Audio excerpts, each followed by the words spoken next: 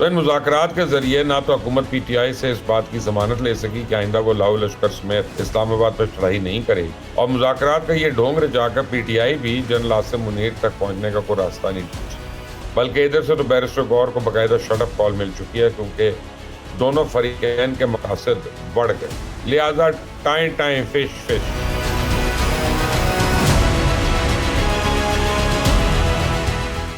तो पूरी दुनिया जानती है कि सलमान खान समेत बॉलीवुड स्टार्स पर कातलाना हमलों में लॉरेंस बिश्नोई गैंग मुलव्विस है, और लॉरेंस बिश्नोई का गैंग ही सिंधु मौसवे वाले का भी कातिल है। तो इस गैंग का सरगना लॉरेंस बिश्नोई रॉ की सरपरस्ती में जेल में बैठ के उजरती कातलों का एक बैनुल अक़वामी नेटवर्क चला रहा है।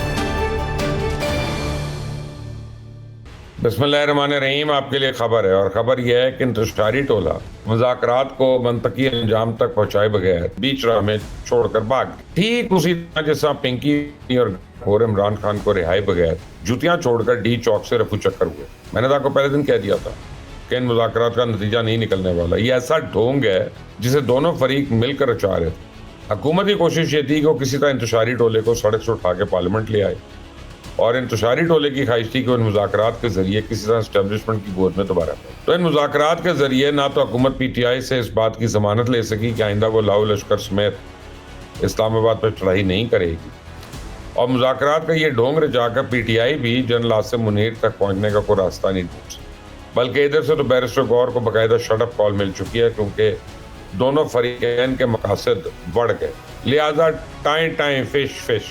मुज़ाकरात भी बढ़ गए। PTI ने तो ऐलान कर दिया, अब हुकूमत की जानिब से भी एक दो रोज़ा मुज़ाकरात के खात्मे का बाकायदा ऐलान हो जाएगा। PTI अब मुस्तकबिल शहबाज शरीफ की हुकूमत के साथ क्या सलूक करेगी, इस बात की तो एक झलक इसने आज पार्लियामेंट के मुश्तरका इजलास में दिखाई, जिससे उन्होंने एजेंडा की कॉपियां फाड़ कर ऐवान में लहराई, कुर्सियों पर खड़े होकर नारेबाजी की, ऐवान को मछली मंडी बनाकर इस इंतशारी टोले ने यह साबित करने की कोशिश की कि इसको ना तो पाकिस्तान की कोई परवाह है, ना ही इसके पास अवाम की फलाह बहबूद का कोई एजेंडा पहुंचा। हुकूमत को यह जाली करार देते हैं, पार्लियामेंट को यह मुकद्दस नहीं मानते। पीका एक्ट उन लोगों ने मुतारिफ कराया था, आज उसी पीका एक्ट के खिलाफ ये लोग सहाफ़ियों के साथ मिलकर एहतजाज करते। तो आज PTI ने साबित कर दिया कि खान नहीं तो पाकिस्तान नहीं, महज इनका नारा नहीं बल्कि इनकी पॉलिसी है, बिलीफ है, फेथ है। और रही PTI का हर रुकन इस पॉलिसी पे यकीन रखता है। ये इंतशारी टोला शहबाज शरीफ को अर्दली कह रहा है, लेकिन कल तक ये जनरल बाजवा को कौम का बाप करार देते थे। इस बाप ने जिसने जब इनकी सरपरस्ती से हाथ उठाया था, इन लोगों ने अपने बाप को मीर जाफर करार देने में कुछ टाइम नहीं लगाया, देर नहीं किया। ये लोग एक तरफ तो पार्लियामेंट को मफलूज कर रहे हैं, दूसरी तरफ पब्लिक अकाउंट्स कमेटी की सरबराही के लिए हुकूमत को नाम भी पेश कर रहे हैं। PTI ने पब्लिक अकाउंट्स कमेटी के चेयरमैनशिप के लिए जुनैद अकबर, आमिर डोगर, शेख वकास अकरम, ख्वाजा शराज और उमर अयूब के नाम हुकूमत को भिजवाए हैं। रवायती तौर पर अपोजिशन लीडर ही PAC का चेयरमैन होता है, लेकिन मेरी इत्तला ये है कि इमरान खान ने उमर अयूब का नाम भिजवाने की मंजूरी नहीं दी। उमर अयूब ने इज्जत बचाने के लिए मिन्नत तरला करने के बाद अपना नाम शामिल कराया, इसलिए टाइप शुदा खत पर उमर अयूब के नाम का इजाफा पेंसिल से किया गया। तो मेरे ख्याल में PAC की चेयरमैनशिप के लिए कोरा जो है वो जुनैद अकबर के नाम निकलेगा। तो इमरान खान को अपनी रिहाई की कोई सूरत नजर नहीं आ रही। ट्रंप ने इसके लिए अभी तक कोई ट्वीट भी नहीं की है, लेकिन बिलावल भुट्टो को नाश्ते की दावत भिजवा दी है। तो ट्रंप के बिगड़ते हुए तेवर देख के इमरान खान को यकीन होता जा रहा है कि डियाला जेल से निकलने में वाशिंगटन इसी को मदद नहीं करेगा, इसीलिए अब इसने अपनी उम्मीदें सऊदी अरेबिया से वाबस्ता कर ली। तो इमरान खान ने कल अपनी ट्वीट के जरिए यानी सऊदी वली अहद से सऊदी जेलों में कैद 7,200 कैदियों की रिहाई की दरख्वास्त की, और इस दरख्वास्त का सियासी तर्जुमा यह है कि हजूर जेल क्या होती है ये दुख मैं बड़ी अच्छी तरह जान चुका हूँ, बराए करम इन कैदियों के साथ अपनी रिहाई के लिए कुछ कर लें। ये वही इमरान खान है जिसने सऊदी अरेबिया के साथ पाकिस्तान के बरादराना ताल्लुकात में दरार डाली। इमरान खान जब इक़्तिदार में था तो उस वक्त सऊदी अरेबिया के वली अहद शहज़ादा मोहम्मद बिन सलमान के खिलाफ इसने साजिशें की थी। ये फसादी मोहम्मद बिन सलमान के तैयारे में बैठ कर उसके खिलाफ जहर उगलता रहा। आज उसकी हालत यह है कि अपनी रिहाई के लिए उसी मोहम्मद बिन सलमान से मिन्नतें कर रहा है। लेकिन जैसा अमेरिका ने इस फितने को घास नहीं डाली, इसी तरह सऊदी अरेबिया भी इसकी रिहाई में कोई मदद नहीं करेगा। PTI की क़यादत में तो इमरान खान की कैद की जिम्मेदार सिर्फ और सिर्फ पिंकी पीरनी को समझती है। अब तो PTI का सोशल मीडिया ब्रिगेड भी दिन रात पिंकी पीरनी के करतूत नशर कर रहा है।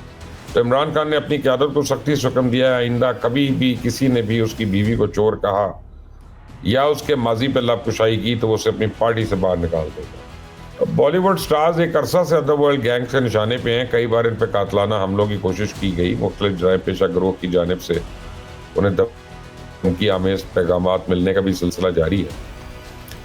तो अब पता चला है कि भारत के मारूफ कॉमेडियन कपिल शर्मा को भी एक धमकी आमेज ईमेल मौसूल हुई जिसमें उन्हें कत्ल करने की धमकी दी गई है। भारतीय मीडिया तो दावा कर रहा है कपिल शर्मा को यह धमकी आमेज ईमेल पाकिस्तान से भिजवाई गई।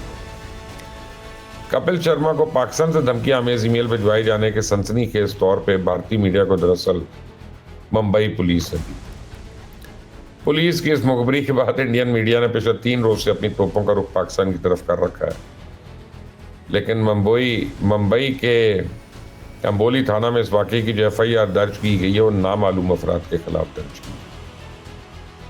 तो अब सवाल यह है कि पाकिस्तान से आखिरकार कौन बॉलीवुड स्टार को कत्ल की धमकियां भिजवा रहे हैं।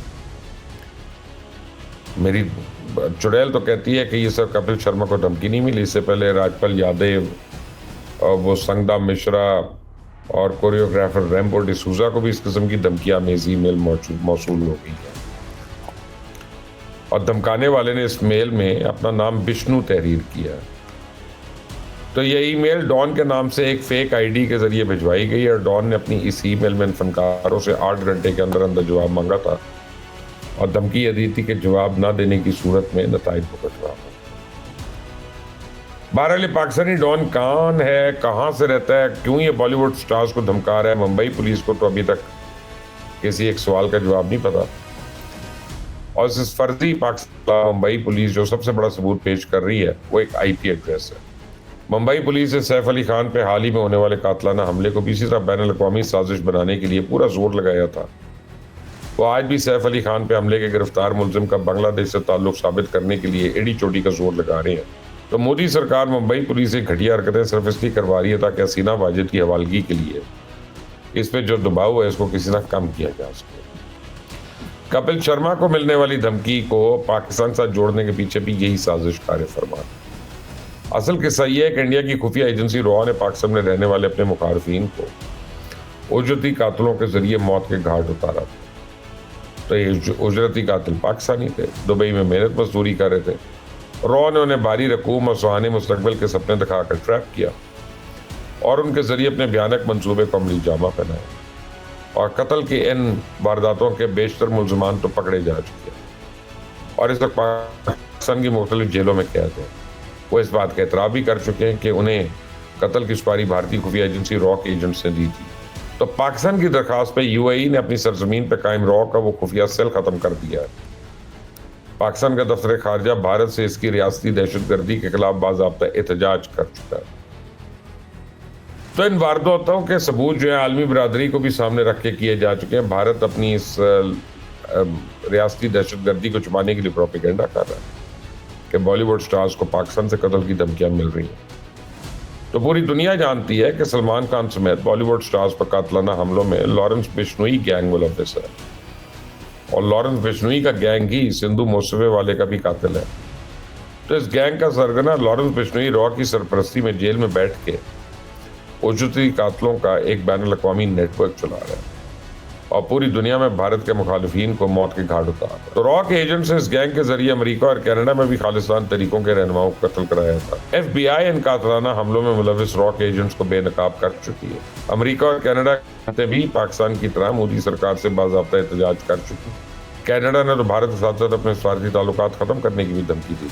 तो उस वक्त के वज़ीर आज़म जस्टिन ट्रूडो ने दौरे भारत के दरमियान मोदी की आंखों में आंखें डाल के उसे अपने मासूम शहरी का कातिल करार दिया था और दुनिया की सबसे बड़ी जमहूरियत कहलाने वाले भारत की यह रियासती दहशतगर्दी पूरी तरह बेनकाब हो चुकी है।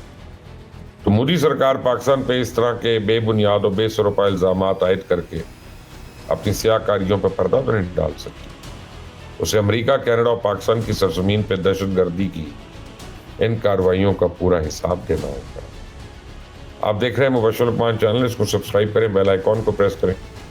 अंटिल द नेक्स्ट टाइम, अल्लाह हाफिज़।